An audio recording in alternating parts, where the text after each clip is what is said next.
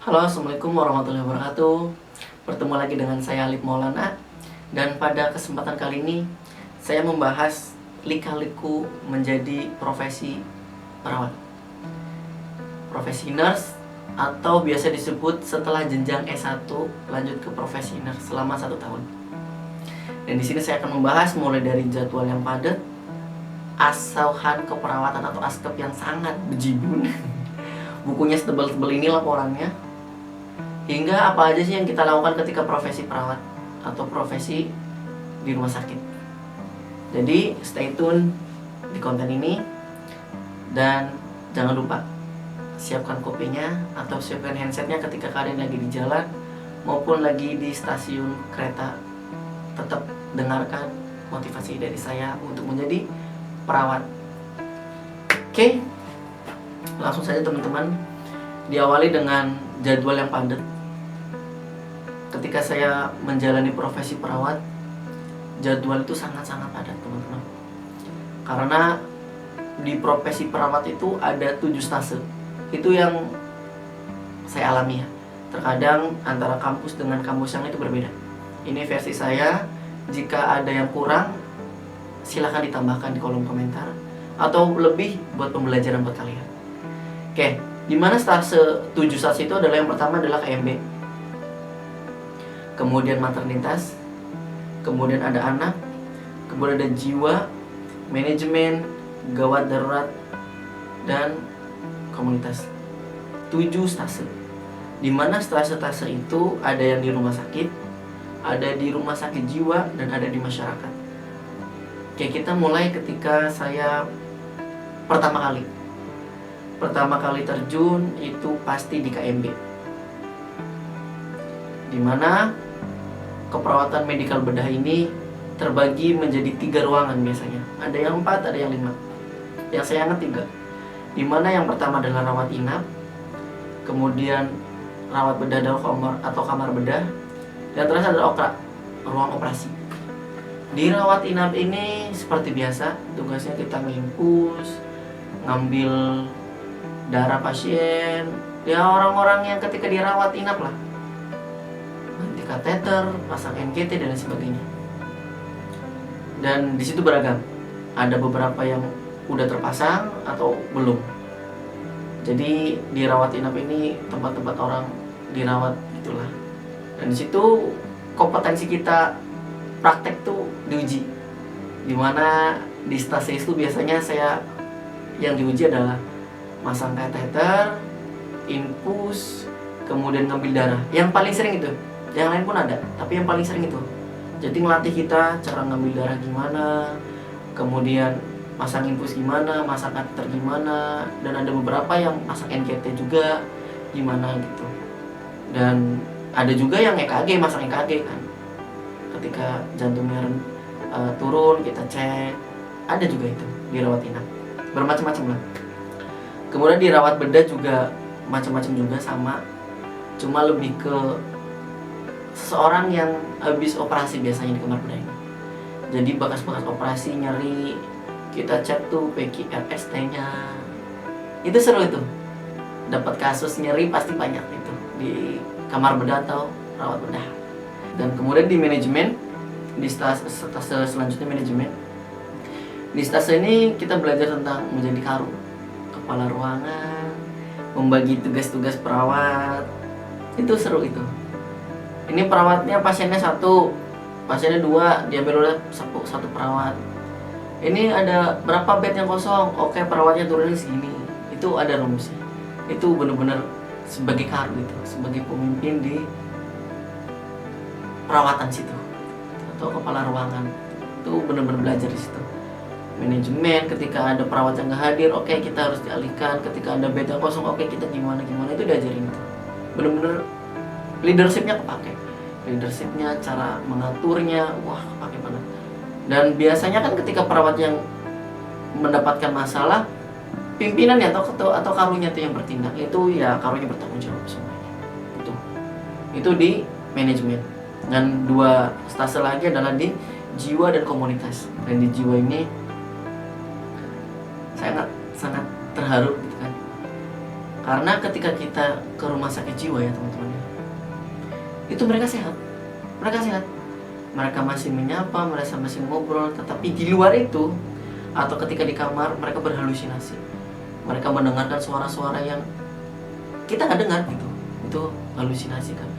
Kemudian kadang mereka mengaku saya itu presiden, saya itu banyak uangnya, saya itu artis, saya itu konglomerat dan lain sebagainya. Itu juga sebagai waham kebesaran. Kemudian banyak yang trauma karena diputusin, karena orang tua, karena kehilangan orang yang disayang, hingga HDR atau harga dirinya rendah. Itu benar-benar diajarin di situ. Secara psikologi, apa yang harus kita kasih obatnya, apa yang harus kita tangani, bagaimana cara komunikasi kepada orang-orang yang jiwanya tuh kena gitu. Itu benar-benar di rumah sakit jiwa tuh kita belajar bareng gitu. Mereka kelihatan biasa aja, sama seperti orang biasa. Tapi ketika kita dalami, wah, mereka bisa melihat, mendengar apa yang nggak kita dengar, karena itu halusinasi dari mereka atau penyakit jiwa. Dan yang terakhir adalah di komunitas. Sebagai mahasiswa, ini sangat-sangat menantang gitu kan. Karena di komunitas ini kita belajar tentang penyuluhan, pengabdian. Dan di komunitas kan ada terbagi menjadi dua ya, ada yang gerontik atau orang lansia dan keluarga. Nah, komunitas kan yang bareng-bareng secara RT, kita penyuluhan, kita cek gula darah gratis dan lain sebagainya. Tapi kalau yang di keluarga, kita fokus cari satu keluarga, kemudian kita kaji penyakitnya, kita kaji rumahnya, ventilasinya apa baik dan lain sebagainya. Itu benar-benar kita kaji. Dan gerontik atau lansia juga kita kaji ketika nenek ini udah lesu, udah letih, kemudian pergerakannya juga udah lemah, otot-ototnya juga udah mulai menurun. Apa yang harus kita tindakan, apa yang harus kita kasih solusinya, kemudian opsi-opsinya. Nanti gini-gini, itu benar-benar di komunitas. Kita terjun langsung ke masyarakat, membuat dengan masyarakat, dan kepake banget ilmu ketika kalian ikut organisasi ya. Mungkin ilmu pengabdian kepake banget di stase komunitas, karena di stase komunitas ini kita mendapatkan sebuah challenge atau tantangan. Kita harus penyuluhan ke masyarakat, membaur dengan masyarakat, dan mereka percaya sama kita karena kita belajar tentang kesehatan kan. Jadi mereka percaya sama kita, mereka nurut sama kita. Dan ketika kita penyuluhan, feedback mereka tuh Masya Allah, kita sebagai manusia yang bermanfaat kerasa banget di situ. Respon mereka, makasih ya. Tak jarang memanggil kita sebagai kata dok. Terima kasih ya dok, padahal kita perawat. Itu benar-benar di stase komunitas. Dan setelah semuanya selesai, stase semuanya selesai, maka kita akan buat askep, asuhan keperawatan. Yang tadi saya bilang, laporannya segini, setiap stase itu benar-benar banyak. Apa yang kita diagnosa, kemudian kita ambil 3 diagnosa, apa yang kita implementasiin, apa yang kita intervensi, apa yang kita tindakan yang harus kita lakukan, dan lain sebagainya. Itu di askep, asuhan keperawatan. Evaluasinya apa, dokumentasinya apa, dan sebagainya. Nah, kemudian ketika kita semua sudah selesai di stase, maka kita langsung ke fokus ke satu tujuan, yaitu tryout atau UKOM.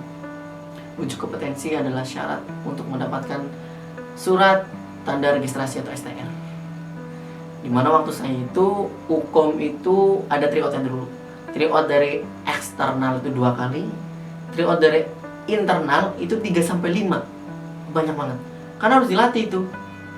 Nah, ketika kita udah tryout, baru kita ke UKOM. Dan di UKOM itu mungkin akan saya bahas beda video karena sangat panjang. Tapi insight-nya adalah ketika kita UKOM, ketika lulus kita bisa langsung mendaftarkan STR karena melalui web sekarang udah simple, dan mendapatkan STR seumur hidup. Dan jika gagal, maka akan mengikuti retake atau selanjutnya harus sampai lulus. Dan itulah perjalanan sebagai profesi, sehingga kita diakui, kita bisa bekerja di rumah sakit karena kita udah punya STR. Dan ketika kita udah mempunyai STR, tanggung jawab kita lebih berat juga, lebih banyak. Tapi itu sebagai tantangan kita menjadi perawat profesional. Itulah mungkin cerita atau inspirasi buat kalian, sehingga bisa membuat semangat kalian ketika profesi. Karena profesi itu benar-benar sangat padat waktunya. Tapi ketika kalian menikmati, ketika kalian mendapatkan insight-nya, maka kalian akan bisa mendapatkan ilmu-ilmu yang tidak kalian dapatkan di perkuliahan. Dan di profesi juga kalian bisa menentukan, oh saya cenderung lebih ke keperawatan anak, atau di keperawatan manajemen, atau di keperawatan komunitas. Itu akan ada di situ, akan sadar. Dan itu terjadi ketika kalian merasa nyaman di situ. Saya ketika di keperawatan jiwa ngerasa nyaman banget dengan pasien, bisa menangani pasien, bisa mendapatkan ilmu-ilmu baru tentang waham, halusinasi, HDR, kemudian penurunan citra diri dan lain sebagainya. Itu tergantung kalian nanti ketika kalian profesi mendapatkan insight di mana. Yang paling penting jalanin aja askepnya, prakteknya hingga ukomnya, hingga kalian mendapat STM. Dan perjalanan itu sangat-sangat panjang, tapi ketika kalian menikmati, kalian bisa akan menjadi perawat profesional. Mungkin itu saja. Jika ada tambahan mungkin yang belum saya sebutkan, bisa dicari di kolom komentar, karena terkadang beda kampus, beda kebijakan, ataupun beda rumah sakit juga. Yang terpenting itulah yang saya alami, yang semoga bisa dapat hikmahnya buat kalian. Jadi jangan lupa juga untuk like, komen, dan share ke teman-teman kalian jika video ini bermanfaat buat kalian. Dan sampai ketemu di konten selanjutnya. Bye bye.